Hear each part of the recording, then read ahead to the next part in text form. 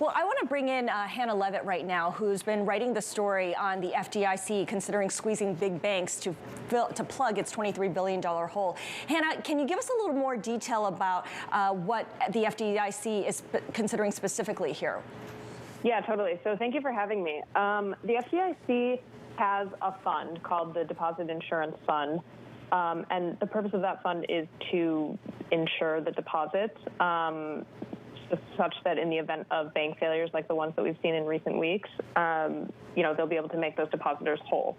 So the FDIC, in the wake of Silicon Valley's failure and Signature Bank's failure, has said that they're expecting a hit to that fund to the tune of something like $22.5 billion.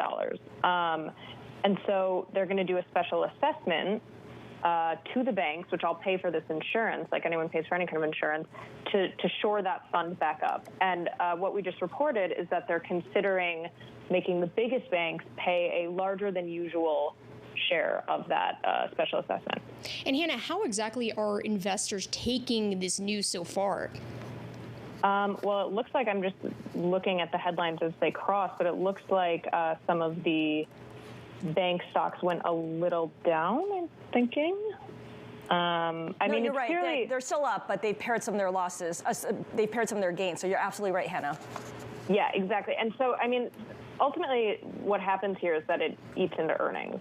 So it's pretty straightforward. If the FDIC is doing a special assessment, they say, hey, JP Morgan and Bank of America and Wells Fargo and all the other firms, you have to each pay based on this formula to shore up this fund. But there's been a ton of political blowback on behalf of the smallest banks, the community lenders, about having to essentially pay to bail out Silicon Valley Bank depositors and Signature Bank depositors. And so we've seen a lot of chatter about this in D.C. There have been a couple of hearings over the past few days where this has been a big topic among lawmakers.